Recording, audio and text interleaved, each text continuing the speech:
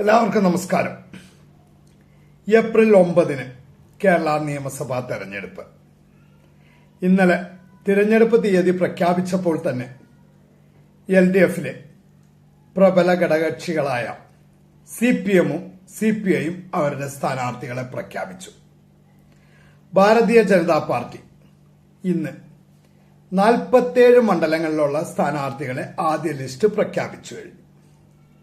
കോൺഗ്രസ് അവർക്ക് election declare ചെയ്ത് അല്ലെങ്കിൽ ഇലക്ഷൻ പ്രഖ്യാപിച്ചിട്ട് ഇതേവരെ 24 മണിക്കൂറായിട്ടില്ല. കാരണം സതീശൻ കുറെ ദിവസമായി പറയാൻ തുടങ്ങിയിട്ട് എന്ന് ഇലക്ഷൻ ഡിക്ലെയർ ചെയ്യണോ അത് കഴിഞ്ഞ് 24 മണിക്കൂറിനുള്ളിൽ കോൺഗ്രസിന്റെ സ്ഥാനാർത്ഥി പട്ടിക പുറത്തു വരുമെന്ന് ഇന്നലെയും പറഞ്ഞു. 24 മണിക്കൂറിനുള്ളിൽ ഞങ്ങളുടെ സ്ഥാനാർത്ഥി പട്ടിക പുറത്തു വരുന്നു. പക്ഷെ സതീഷിന്റെ 24 മണിക്കൂർ ഇതുവരെ ആയിട്ടില്ല. കാരണം കോൺഗ്രസിന്റെ സ്ഥാനാർത്ഥി പട്ടിക പുറത്തു വന്നിട്ടില്ല.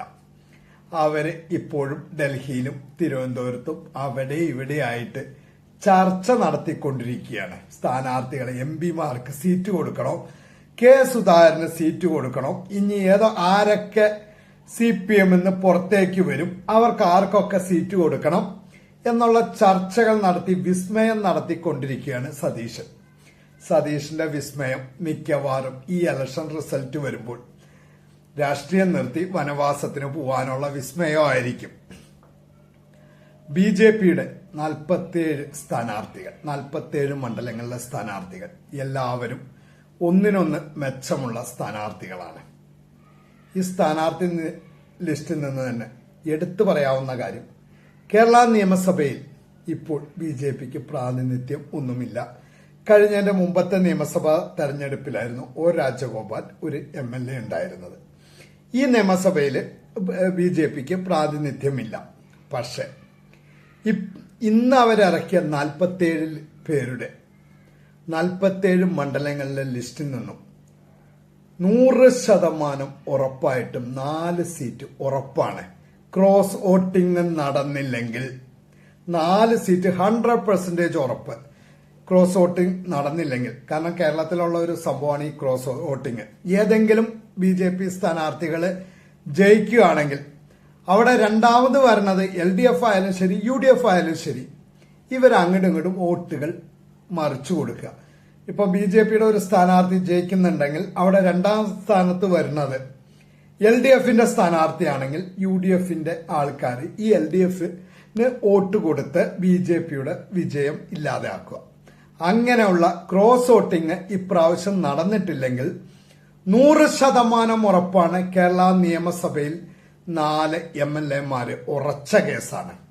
പിന്നെ മത്സരം ടൈറ്റായിട്ട് ചിലപ്പോൾ 4 or 5 MLAമാര് കൂടി ജയിച്ചു വരാനുള്ള സാധ്യതയുണ്ട്.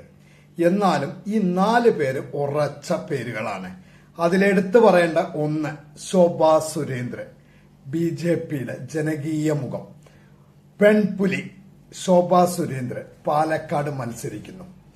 100% ഉറപ്പാണ് ശോഭാ സുരേന്ദ്രന്റെ വിജയം പാലക്കാട്. അടുത്തത് മഞ്ചേശ്വരത്ത് കെ സുരേന്ദ്രൻ. ഇതിന്റെ മുമ്പുണ്ടായിരുന്ന നിയമസഭാ തെരഞ്ഞെടുപ്പിൽ 89 വോട്ടുകൾക്കാണ് കെ സുരേന്ദ്രൻ മഞ്ചേശ്വരത്ത് തോറ്റത്. BJPയുടെ മുൻ അധ്യക്ഷനും സമരനായകനുമായ കെ സുരേന്ദ്രൻ മഞ്ചേശ്വരത്ത് ജയിക്കുന്നുള്ള കാര്യം 100% ഉറപ്പാണ്.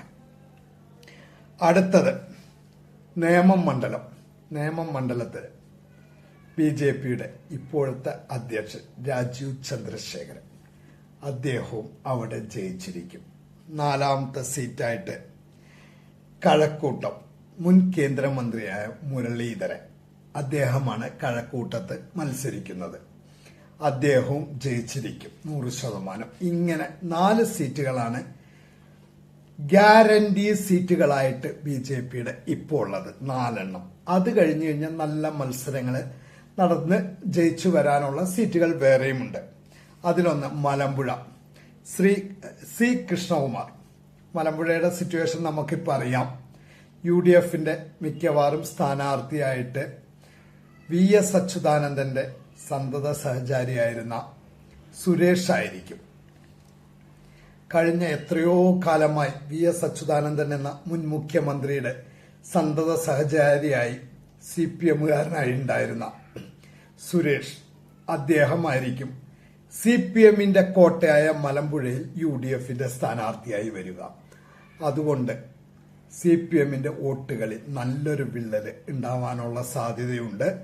അങ്ങനെ BJP-യുടെ കൃഷ്ണകുമാർ ജയിച്ചു വരാനുള്ള ഒരു സാധ്യത. അതുപോലെ തന്നെ വട്ടിയൂർക്കാവ് R. ശ്രീലേഖ ഇപ്പോൾ തിരുവനന്തപുരം കോർപ്പറേഷനിലെ കൗൺസിലറാണ്. അവര് വട്ടിയൂർക്കാവിൽ മത്സരിക്കുന്നു. നല്ലൊരു മത്സരമായിരിക്കും അവിടെ ഉണ്ടാവുക. ജയിക്കാനുള്ള സാധ്യത വളരെ കൂടുതലാണ് R. ശ്രീലേഖ. R. ശ്രീലേഖ ജയിച്ചു കഴിഞ്ഞാൽ തിരുവനന്തപുരം കോർപ്പറേഷനിലെ BJPക്ക് ഒരു കൗൺസിലറുടെ എണ്ണം കുറയും. പിന്നെ അവിടെ ഒരു ബൈ ഇലക്ഷൻ നടക്കേണ്ട ഇത് വരും. തിരുവനന്തപുരം കോർപ്പറേഷന് അങ്ങനെ ഒരു പ്രശ്നമുണ്ട്. എന്നാലും ശ്രീലേഖ ജയിക്കാനുള്ള സാധ്യത വളരെ കൂടുതലാണ്. അടുത്തത് തിരുവല്ല അനൂപ് ആന്റണി. അദ്ദേഹത്തിനും വിജയ സാധ്യത വളരെ കൂടുതലുള്ള ഒരു സ്ഥാനാർത്ഥിയാണ് അനൂപ് ആന്റണി തിരുവല്ലയില്. പിന്നെ പൂഞ്ഞാറില് PC ജോർജ്. ഒരു രാഷ്ട്രീയ പാർട്ടിയുടെയും പിന്തുണയില്ലാതെ കേരള നിയമസഭയിൽ സ്വതന്ത്രനായി മത്സരിച്ച് കേരള നിയമസഭയിലേക്ക് ജയിച്ചു വന്ന ഒരു വ്യക്തിയാണ്, മുൻ MLA ആണ് PC ജോർജ്. അദ്ദേഹത്തിനും വളരെ കൂടുതൽ വിജയ സാധ്യതയുള്ള ഒരു സ്ഥാനാർത്ഥിയാണ്. അതുപോലെ തന്നെ BJPയുടെ ഭാരതീയ ജനതാ പാർട്ടിയുടെ കേരളത്തിന്റെ ചരിത്രത്തിലെ ഒരു അപൂർവ നിമിഷത്തിനും കൂടി സാക്ഷ്യം വഹിക്കുകയാണ്. ഈ 47 നിയമസഭാ മണ്ഡലങ്ങളിലുള്ള സ്ഥാനാർത്ഥികളെ പ്രഖ്യാപിച്ചപ്പോൾ ഭാരതീയ ജനതാ പാർട്ടിയുടെ സ്ഥാനാർത്ഥികളിൽ ആദ്യമായിട്ടാണ് അച്ഛനും മകനും തെരഞ്ഞെടുപ്പിനെ നേരിടാൻ പോകുന്നത്. PC ജോർജും പാലായില് ഷോൺ ജോർജും. അങ്ങനെ ഒരു ചരിത്ര മുഹൂർത്തത്തിനും കൂടി ഭാരതീയ ജനതാ പാർട്ടി സാക്ഷ്യം വഹിക്കുകയാണ് ഈ നിയമസഭാ തെരഞ്ഞെടുപ്പിൽ. അടുത്തത് തൃശൂരിൽ നിന്നുള്ള പത്മജ വേണുഗോപാൽ. ഒരു കാലത്ത് കോൺഗ്രസ് രാഷ്ട്രീയത്തെ കൈവെള്ളയിലിട്ട് അമ്മാനമാടിയിരുന്ന കേരളത്തിന്റെ മുൻ മുഖ്യമന്ത്രിയൊക്കെ ആയിരുന്ന K. കരുണാകരന്റെ മകൾ പത്മജ വേണുഗോപാൽ. അവരാണ് തൃശൂരിൽ BJPയുടെ സ്ഥാനാർത്ഥി. അവരും വിജയിക്കാനുള്ള സാധ്യത വളരെ കൂടുതലാണ്.